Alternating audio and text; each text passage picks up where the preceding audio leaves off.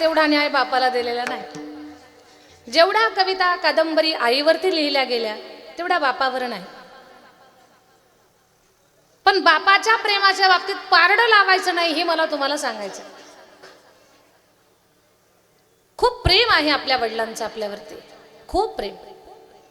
त्या प्रेमाची तुलना, त्याची बरोबरी आपण कधीच करू शकत नाही. बाप करी जोडी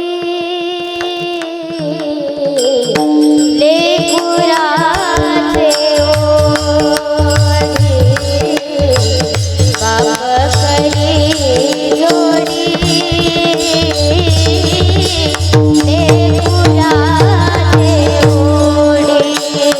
ओढे, बाप करी जोडी लेकुराची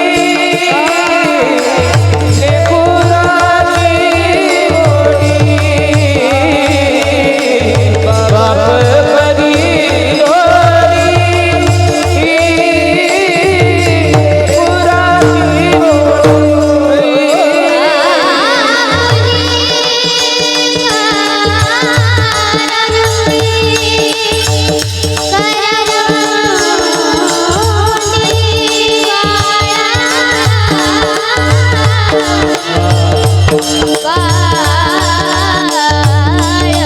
करी जोडी लेकुराची ओढी.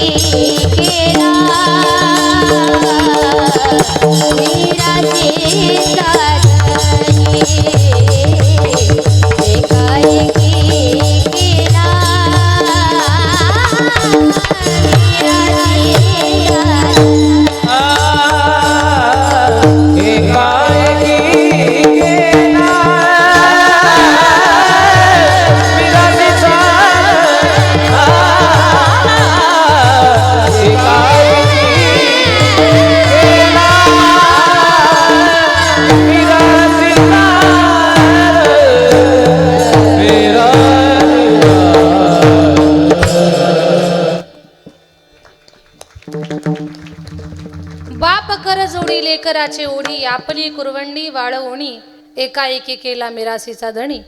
आयुष्यभर बापानं कष्ट करावे आणि सगळं जे काही आयुष्यभरात कष्ट करून घाम गाळून जे काही कमावलं ते लेकराच्या सहज स्वाधीन करून या जगात निरोप घ्यावा. एवढा मोठा उदारदाता या जगात पाहिलाय का कोणी? सगळंच देणारा. देवाला आपण मंदिरात दान करताना हातचा राखून करतो. बर, दान ज्या पटीत केलंय त्याच्या 1000 पटीत आपली मागणी असते. 11 रुपयाचं नारळ फोडलं तर 11 लाखाची मागणी करतो आपण. पण या जगाच्या पाठीवर एवढा मोठा दाता सुद्धा दुसरा कोणी नाही. आणि मी एक तुम्हाला वाक्य बोलत होते किंवा तुमच्याशी मला एक संवाद करायचा होता की कधी कधी एक समाजातलं अज्ञान पाहायला मिळतं. वाईट वाटतं या सगळ्या गोष्टी पाहिल्यावर. कोणत्या? काही लोक म्हणतात आमच्या बापानं काय दिलं आम्हाला, बापानं किती दिलं, तुमच्या नशिबात नसेल तर तुम्हाला भेटणारच नाही ते. कारण माणसाच्या काही गोष्टी ईश्वराच्या हातामध्ये आहेत. ईश्वरानं मनुष्याच्या बाबतीतल्या काही गोष्टी स्वतःच्या हातात ठेवलेल्या आहेत. विवाहोर्तश्च मरणम अन्न जननमेवच, सुभाषितकार सांगतात. आपल्या संतांचं प्रमाण सुद्धा आहे. अन्न मान धन हे तो प्रारब्धाधीन. तुम्हाला अन्न कुठे किती काय मिळणार हे प्रारब्धामध्ये लिहिलेलं आहे. तुम्हाला डबासोबत असताना सुद्धा कधी कधी उपवास घडतो, तो प्रारब्धाचा विषय आहे. मान, तुम्हाला मान सन्मान किती मिळणार हे सुद्धा ठरलेलं आहे. धन किती मिळणार हे सुद्धा ठरलेलं आहे. पण सुभाषितकाराने सांगितलंय विवाह, अर्थ, मृत्यू, जन्म आणि धन या 5 गोष्टी ईश्वराच्या हातात आहे किंवा त्या आपण आपल्या प्रारब्धानुसार घेऊन आलेलो आहोत सोबत. लग्न कुठे होणार आपलं? विवाह, लग्न कुठं होणार, कुणासोबत होणार हे ठरलेलं आहे. आपण पार दिल्लीपर्यंत चक्रा मारतो पण जमतच नाही कुठं. 2 वर्ष चक्रा मारून थांबलं की गल्लीतलंच जमतं रे, पोरगी तर इथंच होती. मग दिल्लीपर्यंत गेलो आपण मुली पाहायला, इथली पोरगी आतापर्यंत का दिसली नाही? वेळ आलेली नव्हती. समय से पहले और भाग्य से अधिक कुछ नहीं मिलता, लेकिन ते मिळवायला सुद्धा प्रयत्न असावेच लागतात. नाहीतर या वाक्याचा बरीच लोक गैरफायदा घेतात की वेळेच्या आधी तुम्हाला काही मिळणार नाही मग बसून राहा घरातच. तसं नसतं. प्रारब्धाला सुद्धा प्रयत्नाची जोड असावी लागतात, तेव्हा ते खुलत असतं आणि मग मिळत असतं. तर मी तुम्हाला सांगते आहे, लग्न जे नशिबात आहे तिथेच, ज्याच्यासोबत आहे तिथेच होणार. नाही तर आपण खूप स्थळ पाहतो, आमच्या मुलीला असा ठेवा पाहिजे, असं ठिकाण पाहिजे, मुलगा असा पाहिजे, मुलगी तशी पाहिजे, पण मनासारखं कुठं जुळत नाही. शेवटी ॲडजस्टमेंट करावी लागते. हा प्रत्येकाच्या जीवनातला अनुभव असेल तर माना हलवा. म्हणजे मी माझ्या मनाला समजावून सांगेल की मी जे बोलते ते बरोबर आहे. विवाह कुठे कुणासोबत होणार, कधी होणार ही गोष्ट ठरलेली आहे. पैसा तुम्हाला किती मिळणार ही सुद्धा गोष्ट ठरलेली आहे. मृत्यू तुमचा कुठे, कधी, कोणत्या कारणानं होणार ही सुद्धा गोष्ट ठरलेली आहे. याला कधी कुणाला कारण लावायचं नाही आपण, याच्यामुळे झालं आणि त्याच्यामुळे झालं, ते पहिलं ठरलेलं असतं. याच्यासाठी कुणाला दोष कधी द्यायचा नाही. अन्न कुठे किती खायला मिळणार ते सुद्धा ठरलेलं आहे. विवाहोर्थश्च मरणम अन्न जननमेवच. आणि आपला जन्म कुठे होणार, श्रीमंताच्या घरात होणार का गरीबाच्या घरात होणार, ज्ञानी माणसाच्या घरात होणार का निर्बुद्ध लोकांच्या परिवारात होणार, ही सुद्धा गोष्ट ठरलेली आहे. जर असं असतं, जन्म कुठे घ्यायचा ही जर गोष्ट आपल्या हातात असते तर सगळीच माणसं श्रीमंताच्या घरात जन्माला आली असती, गरीबाच्या घरात कोणीही जन्माला आलं नसतं. पण ईश्वरानं ही गोष्ट त्याच्या हातात ठेवलेली आहे. याच्यातून एक तुम्हाला चांगली गोष्ट सांगते, आपल्याला सगळ्यांना प्रेरणा मिळेल अशी गोष्ट सांगते. जन्माला कुठे यायचं हे जरी तुमच्या माझ्या हातात नसलं तरी जिथे जन्माला आलो तिथे जन्माला आल्यानंतर चांगली कर्म करून स्वतःचं कर्तृत्व सिद्ध करणं ही गोष्ट तुमच्या माझ्या हातात आहे. ही गोष्ट मात्र आपल्या हातात आहे. चांगलं जगा, खूप चांगले जगा. तुम्ही खूप धनवान व्हा असं नाही म्हणणार मी तुम्हाला, धन तर तुमच्या प्रारब्धानं तुम्हाला मिळणारच आहे, पण चांगुलपण आपल्यातलं विकसित करा. त्याच्यासाठी जीवनात सत्संग करा. तुम्ही म्हणाल ताई संतांच्या संगतीसाठी एक महाराज दिवसभरातून 4-4 कीर्तनं करतात, आम्ही कुठं आमच्या गाड्या घेऊन त्यांच्या पाठीमागं फिरावं, त्यांच्या मागेच फिरा असं म्हणणार नाही. प्रत्येकाच्या घरात मोबाईल आहे, मोबाईलवरती कीर्तन ऐका, मोबाईलवरती गीतापाठ ऐका. ते नाही तुम्हाला ऐकणं झालं तर रोज तुम्ही काय करा, गाथा आणि ज्ञानेश्वरीतले एक अभंग आणि एक उभी वाचा. जीवन नाही बदललं तर मग मला बोला. जीवनात बरोबर परिवर्तन होणार. आपल्या ती ताकद तुमची माझी नाही तर ती माझ्या त्या शब्दरूपानं त्या ज्ञानेश्वरीत वास्तव्य करणारा ज्ञानोबरायांची ती ताकद आहे. तर माझा मूळ विषय असा आहे की काही गोष्टी ईश्वराच्या हातामध्ये असतात. मग आपण, आमच्या बापानं आम्हाला कुठं काय कमवून ठेवलंय या बाबतीत कधी बापाला दोष द्यायचा नाही. काही तर महाभाग म्हणतात, भाग्यवान नाही म्हणणार मी त्यांना, काही महाभाग म्हणतात. आमच्या बापानं आम्हाला दात घासायला सुद्धा माती ठेवली नाही. चुकूनही असं आपल्या बापाला बोलू नका. तुम्हाला तेच मिळणार आहे जे तुमच्या नशिबात आहे, कारण तुम्ही स्वतःचं कर्म घेऊन आलेला आहात. या बाबतीमध्ये बापाला कधी दोष द्यायचा नाही. एक माझं बोलणं शेवटपर्यंत सगळ्यांनी लक्ष देऊन ऐका. समोर बसलेल्या माणसांपासून शेवटी जे बसलेले आहेत तिथपर्यंत माझं बोलणं ऐका. आपल्या वडिलांनी आपल्यासाठी धन कमवून ठेवलंय का नाही त्याचा कधी आपण त्यांना दोष द्यायचा नाही, ते महत्त्वाचंच नाहीये. आपल्या वडिलांनी आपल्यासाठी गाडी घेऊन ठेवली का नाही ते महत्त्वाचं नाही. आपल्या वडिलांनी आपल्याकरता जमीन घेऊन ठेवली का नाही महत्त्वाचं नाही. आपल्यासाठी घर बांधून ठेवलंय का नाही ते सुद्धा महत्त्वाचं नाही. आपल्या बापानं एक खूप मोठी गोष्ट आपल्याला दिली आहे, त्याच्यावर कधी आपण अभ्यासच केला नाही. जमीन दिली आहे का, प्रॉपर्टी ठेवली आहे का, गाडी दिली आहे का, घर बांधून ठेवलंय का हे अजिबात महत्त्वाचं नाही. पण समाजामध्ये जगण्यासाठी, ताठ मारणं, स्वाभिमानानं जगण्यासाठी आपल्या बापानं आपल्याला त्याचं नाव दिलं, हे सगळ्यात मोठं दान दिलं. दुसरं काहीच मागू नका. एका माणसाकडे प्रॉपर्टी भरपूर आहे, फिरायला गाड्या आहेत, नोकर आहेत, पण बापाचं नावच सांगता येत नाही. याच्यापेक्षा काही मोठं दुःख आहे? आणि बापाचं नाव न सांगता येण्याचं दुःख काय असतं वेश्येच्या मुलाला जाऊन विचारा. हे मी सांगत नाही, साधू संतांची प्रमाणं सुद्धा आहेत. शीख धर्मीयांचे गुरु नानकदेव महाराज सुंदर एका रचनेमध्ये सांगतात, पंछी पंख बिना हत्ती दंत बिना. पंख नसलेला तो पक्षी असेल का, किंवा तो भली पक्षी असेल त्याला काही महत्व आहे का?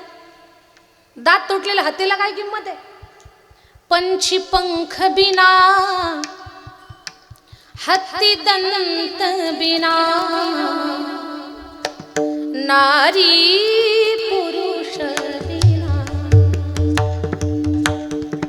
पती सोबत नसल्याचं दुःख काय असतं, सौभाग्य हरवलेल्या स्त्रीच्या चेहऱ्याकडे पाहून तिच्या दुःखाची जाणीव करून घ्या. नारी पुरुष बिना. याच्या पुढचं फार महत्वाचं आहे, आपल्या विषयाला बळ देणार आहे. वेशा पुत्र पिता बिनहीला. वेशा पुत्र पिता बिनहीला. वेसे प्राणी भजन बिना सुमिरन सुमिरन सुमिरन करने मेरे मना.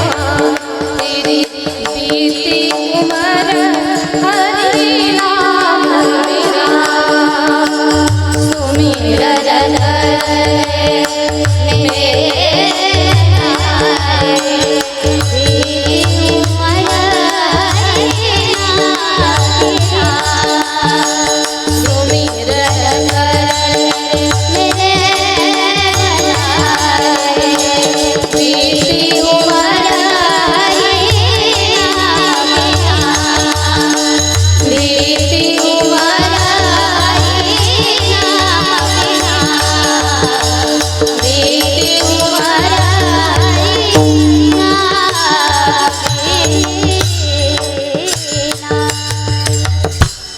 तेरी बीती उमर हरि नाम बिना. पंछी पंख बिना हत्ती दंत बिना. वेशा पुत्र पिता बिनहीना सुमिरन करले तू मेरे मना.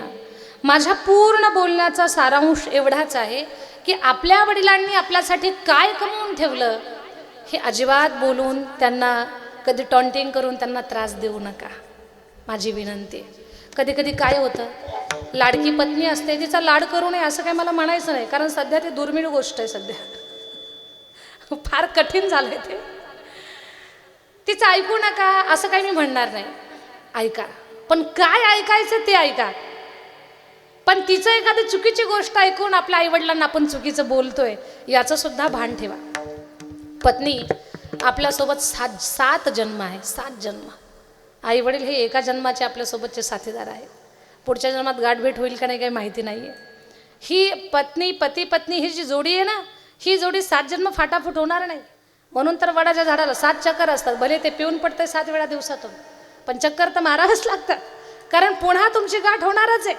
7 जन्म तुमची फाटाफूट नाही आहे, तटातूट नाही आहे. भलेही मनासारखं वागत नसेल, असेल तसेल काहीही असू दे, 7 जन्म तुमची ताटातूट नाही आहे. पण आई वडील हे एका जन्मात आपल्यासोबत आहेत. म्हणून एका जन्मात आपल्यासोबत राहणाऱ्या माईबापांना कुठल्याही प्रकारे दुःख होईल, आपण त्यांना अपमानित करू आणि त्यांना केलेला अपमानित तो भाव निसर्गाला सहन होणार नाही. मग त्याचे फटके आपल्याला बसतील. कधी कधी काय होतं, आपण एखाद्यावरती अन्याय करायला लागलो ना, त्या व्यक्तीमध्ये ताकद नसते की आपल्याला विरोध करण्याची. ते सहन करतं. त्यानं सहन केलेलं एक दिवस निसर्गाकडून त्याचा उद्रेक होत असतो आणि त्याची शिक्षा आपल्याला मिळत असते. या सगळ्या गोष्टी शिका, समजून घ्या, जगा, सुखी राहतो आपण आपल्या जीवनामध्ये. विठ्ठल विठ्ठल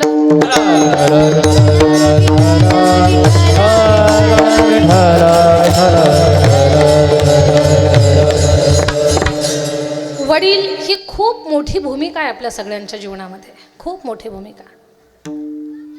रोज आपण कीर्तनामध्ये ऐकतो की वडील म्हणजे आपला आधारवड आहेत, वडील म्हणजे आपल्या डोक्यावरचं छत्र आहे. खरंच आहे सगळं. वडील असताना घरामध्ये काय वातावरण असतं आणि ते गेल्यानंतर काय वातावरण असतं याचा अभ्यास ज्यांच्या अनुभवाला आहे त्या लोकांचा, त्यांच्या अनुभवात असेल ते सगळं. आई वडील घरामध्ये असले ना, घर असं भरून असल्यासारखं असतं. आणि ते जर आपल्याला कायमचे सोडून गेले तर जिंकलेली लढाई आपण हरलोय असं माणसाला वाटत असतं. जगताप परिवारानं सुद्धा काही भावना व्यक्त केल्या कीर्तनाच्या अगोदर. दीदी आज सगळं आहे हो, पण आमचे बाबा नाही आहेत. याचा अर्थ काय, लढाई जिंकलोय पण जिंकलेल्या लढाईत सुद्धा आम्ही हारलोय, हा त्याचा अर्थ आहे. ही ही ज्येष्ठ माणसं आहेत ना, ही खरं धन आहे आपल्या जीवनातलं. यांच्यावर श्रद्धा ठेवा, यांना सांभाळा. काही लागत नाही. प्रेमाचे 2 शब्द. चटणीला तेल देऊ नका, भाकरी ताजी वाढवू नका, पण प्रेमानं बोला. ते पुरणपोळी समजून खातील आणि तोंड भरून तुम्हाला गोड तोंडानं तुम्हाला आशीर्वाद देतील.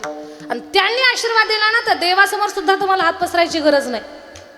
देव सुद्धा तुम्हाला न मागता सगळं काही देऊन जाईल. पण त्यांना ओळखा, त्यांना सांभाळा, त्यांच्या चरणावर श्रद्धा ठेवा. आज जगताप परिवाराकडे काही कमी नाही. जीवन जगायला लागतं काय, तसं तर माणसाचं मन कधी भरत नाही. कुबेराचं जरी धन आपल्या कटोऱ्यात टाकलं तरी आपलं मन भरणार नाही. पण एक लौकिक जीवन जगण्यासाठी जे लागतं ना, ते सगळं आहे या परिवाराकडे. पण आज एवढं असून सुद्धा खंतय मनामध्ये, आमचे बाबा नाहीत. पण जाणं या जगाचं सत्य आहे माझ्या ताई दादांनो. ज्याचा जन्म या मृत्यू लोकामध्ये झालेला आहे, त्याला एक दिवस या गावाचा निरोप घ्यायचा आहे. नाशिवंत देह जाणार नाशिवंत देह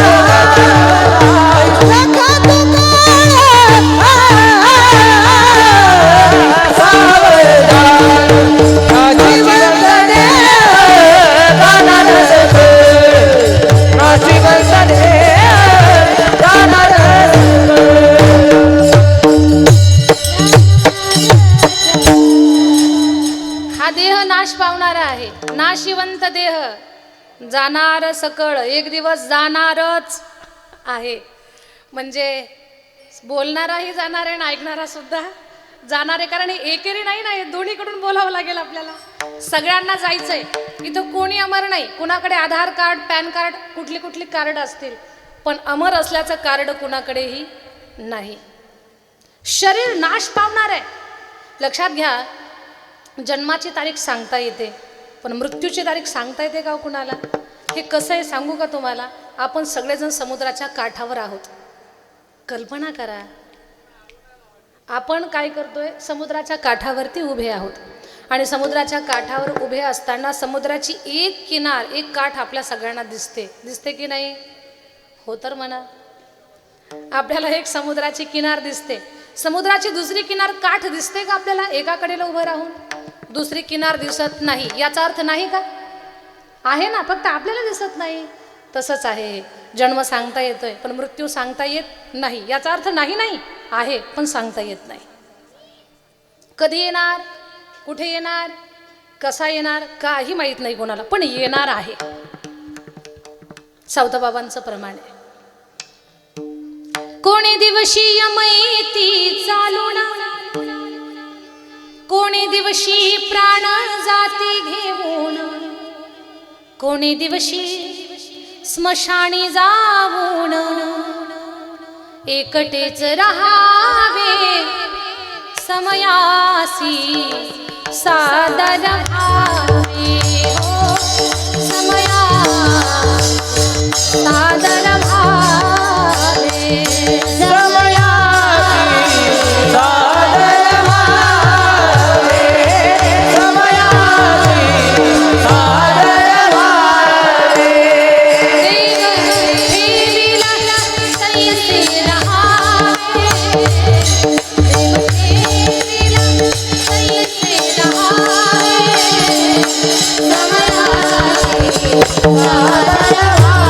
Bye.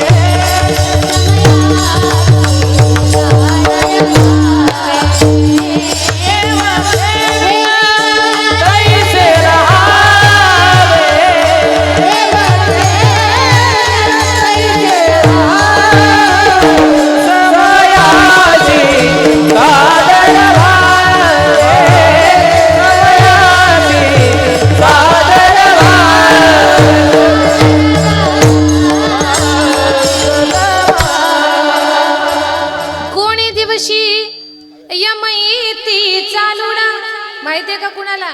लासूर्ण सांगता येईल का कुणाला? नाही. कोणे दिवशी यम येती चालून, पण ते आले आणि त्यांनी हॅलो म्हटलं की आपल्याला आलो म्हणावंच लागतंय. हॅलो म्हटल्यानंतर थांबा, थोडा वेळ द्या, आहा अजिबात चालत नाही. कोणे दिवशी यम येती चालून, कोणे दिवशी प्राण जाती घेऊन, कोणी दिवशी स्मशानी जाऊन. आणि सगळ्यात वाईट काय आहे? एकटेच रहावे समयासी सादर. एरवी लग्न कार्यात जर जवळचं कोणी विसरलं तर रुसतंय रे, आम्हाला नाही बोलावलं, पण तिथं येतच नाही ना. किती रुसलं आपण तरी पण तिकडे नाही येत, तिकडे एकटेच. बाकीचे कुठे आहेत मग? धन आणि भूम पश्वश्च गोष्टे भार्याग्रहद्वारे जनस्मशाने देहशितायां परलोक मार्गे कर्माणि गो गच्छति लोक एक जीव एक. तो जो प्रवास आहे तो एकट्याचा आहे. पण आपलं हिंदू धर्म जो आहे ना, आपलं जे शास्त्र आहे ना, ते एवढं सुंदर आहे. पहा, मेलेल्या माणसाला सुद्धा एकाकी पडू देत नाही. ते मृत्यूनंतर माणसाच्या देहावर अग्निसंस्कार करण्याची एक पद्धत आहे आपल्याकडे. अग्नी हा अपवित्राला सुद्धा पवित्र करणार आहे, पंचमहाभूतापैकी एक. आणि मग मृत्यू झालेल्या व्यक्तीच्या देहावर अग्निसंस्कार करतात. मग अग्निसंस्कार झाल्यानंतर पहिले 3 दिवस आत्मा घरात असतो. तिसऱ्या दिवशी अस्थि विसर्जन, म्हणजे ते हाडं वगैरे जमा करतात, गंगेमध्ये अर्पण करतात, त्याला अस्थि विसर्जन म्हणतात. अस्थि विसर्जनाचा कार्यक्रम झाला की उरलेले 7 दिवस आत्मा पंचकृषीमध्ये फिरत असतो. 10व्या दिवशी दशक्रिया विधी, पिंडदान, गोग्रास, काकस्पर्श हे सगळे विधी जेव्हा होतात त्यावेळेला आत्म्याला ब्रह्मांडामध्ये फिरण्याची मुभा मिळते. मेल्यानंतर सुद्धा 1 वर्षभर आत्म्याचा प्रवास चालू असतो. हे मान्यच करावं लागेल का?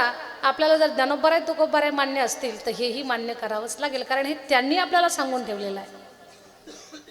मग 10व्याच्या दिवशी दशक्रिया विधी झाला की ब्रह्मांडात आत्मा फिरतो. ब्रह्मांडामध्ये फिरणाऱ्या आत्म्याला धर्मराजाच्या नगरीची योग्य दिशा प्राप्त व्हावी याच्यासाठी मागची लोक मासिक घालत असतात. प्रत्येक महिन्याला मासिक घालणं, त्याच्यातून मला असं वाटतं त्या मासिकच्या माध्यमातून पृथ्वीवरचा सगळ्यात विसराळू प्राणी जर कोणता असेल ना तर तो माणूस आहे. सगळ्यात विसराळू जर कोण असेल जास्त, काल काय खाल्लं ते आज लक्षात राहत नाही. आणि या कलियुगामध्ये तर माणसाची मेमरी थोडीशी हलकी हलकी होत चाललेली आहे. माणसाची स्मृती कमी होत चालली या कलियुगामध्ये. माणसं आळशी होत चाललेली आहेत. किमान 1 वर्षभर तरी त्या गेलेल्या माणसाची आठवण ठेवावी म्हणून मासिक घाला. त्या माध्यमातून कोणा त्या लोकांचं आठवण राहील, ज्यांनी ज्यांनी आपल्यासाठी खूप काहीतरी केलंय, जे आपल्यासाठी जगले, त्यांच्याबद्दलचा आठव विसरून जाऊ नये आपण. याच्यासाठी प्रत्येक महिन्याला मासिक, आणि मग प्रत्येक महिन्याला मासिक घालत घालत जेव्हा आजचा दिवस येतो त्याला म्हणतात श्राद्धाचा दिवस. श्राद्धाच्या दिवसाला मुक्तीचा दिवस म्हणतात, आत्मा मुक्ती दिन म्हणतात. श्राद्धाच्या दिवसाला निकालाचा दिवस म्हणतात. अशी खूप काही नावं आहेत या दिवसाला. कारण या दिवशी जीव हा धर्मराजाच्या नगरीमध्ये हजर होत असतो. आणि धर्मराजाच्या नगरीमध्ये जीव हजर झाला की मग आपल्या कर्माचा न्याय निवाडा केला जातो. आणि मग ठरवलं जातं की आता पुढची कुठली गती द्यायची.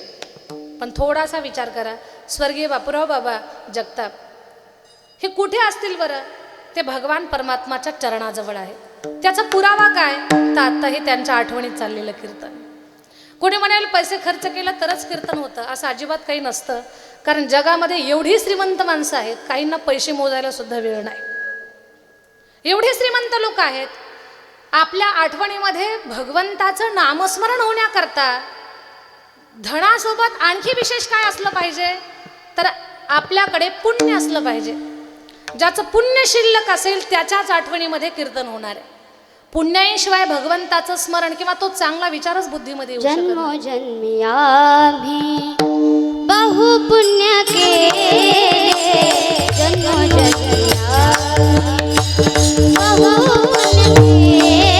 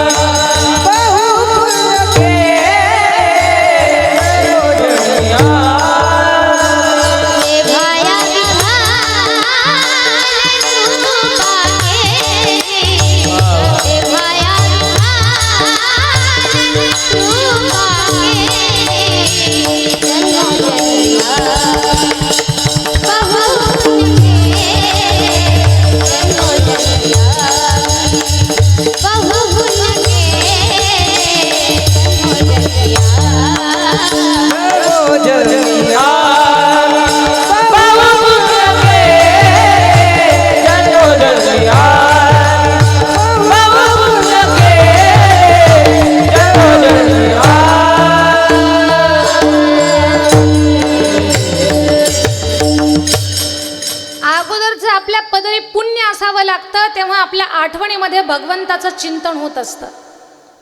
बर पुण्य मग नेमकं आम्ही काय केलं पाहिजे? पंढरीच्या खूप वाऱ्या केल्या पाहिजेत, आम्ही रात्रंदिवस पारायण केलं पाहिजे, आम्ही खूप भजन केलं पाहिजे. ही प्रोसेस आहे.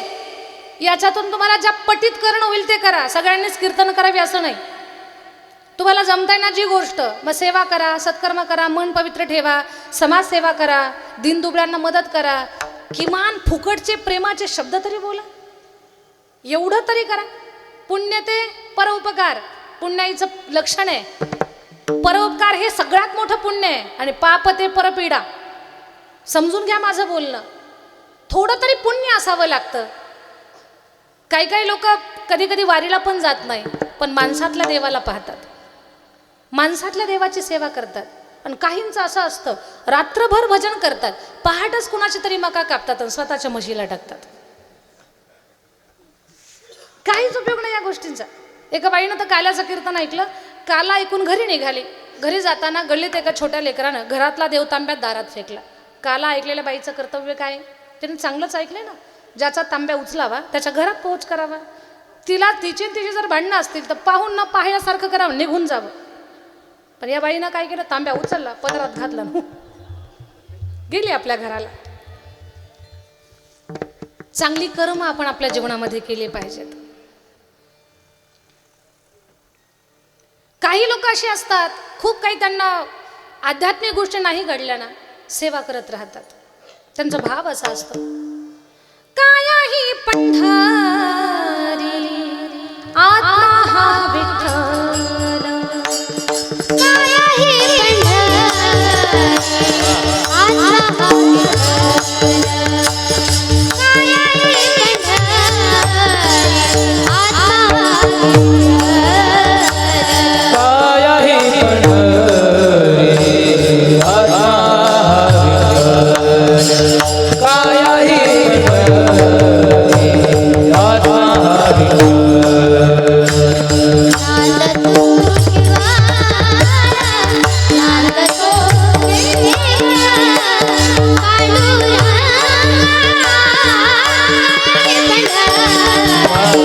पांडुरंग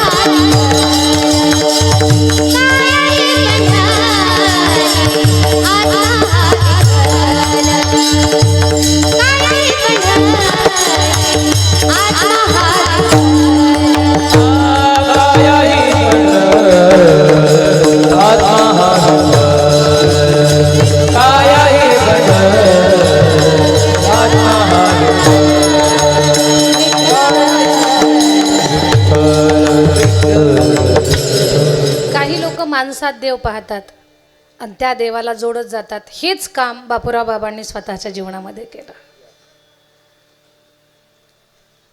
भांड्याचे किरायाचे पैसे द्यायला कोणी आलं, कोणी सांगितलं आता बाबा आता पैसे नाहीत नंतर देतो, तर या सगळ्यांसोबत प्रेमाचे संबंध ठेवण्याचं काम. याही वयामध्ये लोक म्हणतात म्हातारपणाला बुद्धी ढळते, पण वयाच्या 85 मध्ये सुद्धा माणसं जोडण्याचं काम जर ही व्यक्तिमत्व करत असेल तर ह्या व्यक्तीचं पुण्य किती मोठं म्हणावं लागेल, एक सामाजिक समज किती मोठी म्हणावी लागेल.